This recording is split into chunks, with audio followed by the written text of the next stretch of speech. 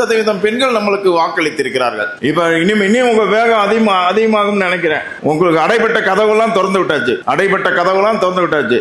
இதுக்கு பிறகு இவ்வளவு பெரிய வாய்ப்பு யாரும் உங்களுக்கு கொடுக்க மாட்டாங்க. வாய்ப்புகள் கிடைக்கிற வரைக்கும் நம்ம அமைதியாக இருக்கணும். வாய்ப்புகள் கிடைச்சிருச்சு அப்படிங்கிறப்ப பெரிய அளவுல நம்ம ஓட்ட போயிட்டு இருக்கணும். ஏன்னா எதிர்வரக்கூடிய உள்ளாட்சி மன்ற தேர்தல் என்பது தளபதி 50% பெண்களுக்கு சீட்டு கொடுங்கன்னு சொல்லுவார். 33 கம்பம். இப்ப உங்களுக்கு எத்தனை ஓட்டுப்பா? 18 வார்டுனா 9 வார்டு பெண்களுக்கு கொடுக்கணும். 9 வார்டுக்கு பெண்கள் கொடுக்கணும். பூரா உங்க வீட்டமாக கொடுத்து விட்டு நீ வாட்ட உட்காந்துக்கிறாங்க. எல்லாம் வார பெண்களுக்கு எல்லாத்துக்கும் பொறுப்பு கொடுக்கணும். வார பெண்களுக்கு பொறுப்பு கொடுக்கணும்.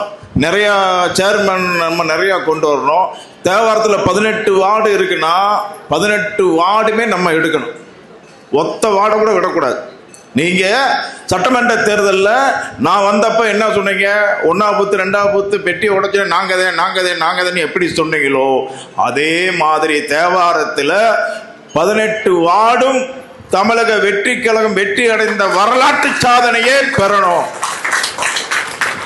தளபதிக்கு நீங்க செய்யக்கூடிய மிகப்பெரிய மரியாதை அப்படின்னா தேவாரம் பேரூர் கழக பொறுப்பாளர் பூரா கூப்பிடுங்கப்பா. 18க்கு 18 அடிச்சு வந்திருக்காங்கப்பா, கூப்பிடுங்கப்பா அப்படின்னு தளபதி கூப்பிடணும். நான் உங்களை கூப்பிட்டு போவேன்.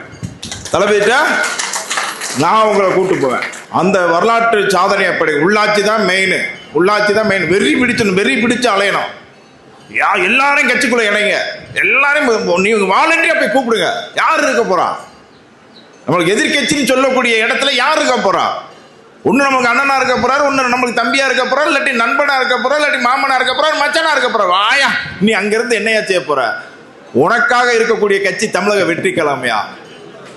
கட்சியில இருக்க தொண்டனை நினைக்கக்கூடியது, கட்சியுடைய தொண்டனுடைய நலனை நினைக்கக்கூடிய கட்சி தமிழக வெற்றி கழகம்யா. இந்தியாவுல உலகத்துல ஒரு கட்சின்னு இருந்தா அது தமிழக வெற்றி கழகம் மாதிரிதான் அந்த கட்சி இருக்கணும்.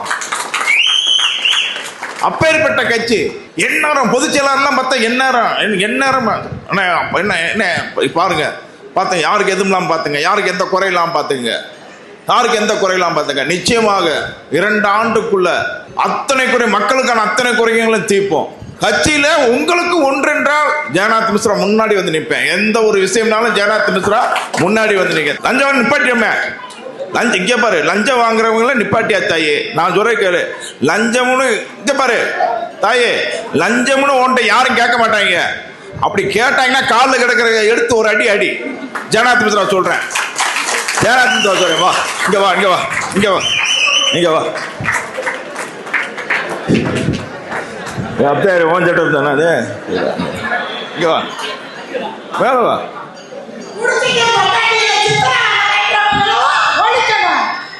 சின்ன பிள்ளைகளை தூக்கிட்டு போய் கற்பழிக்கிறவங்கள சுட்டு கொல்லணும். அவங்கள தீர்ப்பை இருக்கக்கூடாது. அப்படியே அவங்கள குளோஸ் சொல்லணும். பொம்பளைய வீதியில வராங்கன்னா அவங்களும் அவளும் சுட்டு கொல்லணும். குடிக்கிறீங்க பொண்டாட்டிய சித்திரவதை பண்ணணும். சென்சரையில் அடைச்சி பொண்டாட்டிய லஞ்சம்னு பிழைக்கணும். அப்படித்தான் இருக்கணும். லஞ்சம் வாங்குறவன ரொம்ப ஒழிக்கணும். அதுதான் உலகத்திலேயே நண்பர்கள் போட்டு செப்படா லஞ்சம். எந்த இடத்துல வேணாலும் லஞ்சம் எனக்கு கொடுங்க அப்படின்னு விஜய் அவர்கள் இதெல்லாம் ஒழிச்சு எங்களுக்கு ஒரு பெண்கள் வந்து பாதுகாப்பாட்டார்கள் நல்லவர்கள் இருக்கணும். எங்களுக்கு அது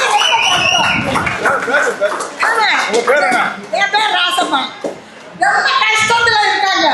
எங்க வீட்டுல எல்லாம் 2 பேர் குடிச்சுக்கிட்டு ரொம்ப பிள்ளைகளை சித்திரவதை பண்றாங்க. அதனால குடிய சாராயம்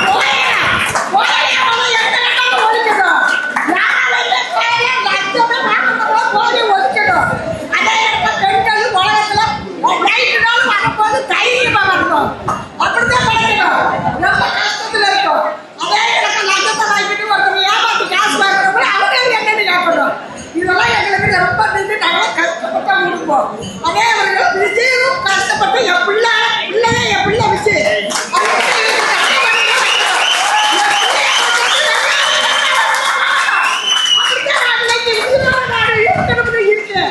இன்னைக்கு நடக்கிறது எல்லாத்துக்கும் சாக்லேட் பாரு திறக்கணும். அவன் சொன்னது எனக்கு எல்லாமே நடக்கணும். எல்லாம் செய்யணும். பிள்ளைகளுக்கு மக்களுக்கு பாதுகாப்பாக வேணும். பெண்களுக்கு முதல் பாதுகாப்பு. நன்றி, எல்லாருக்குமே நன்றி.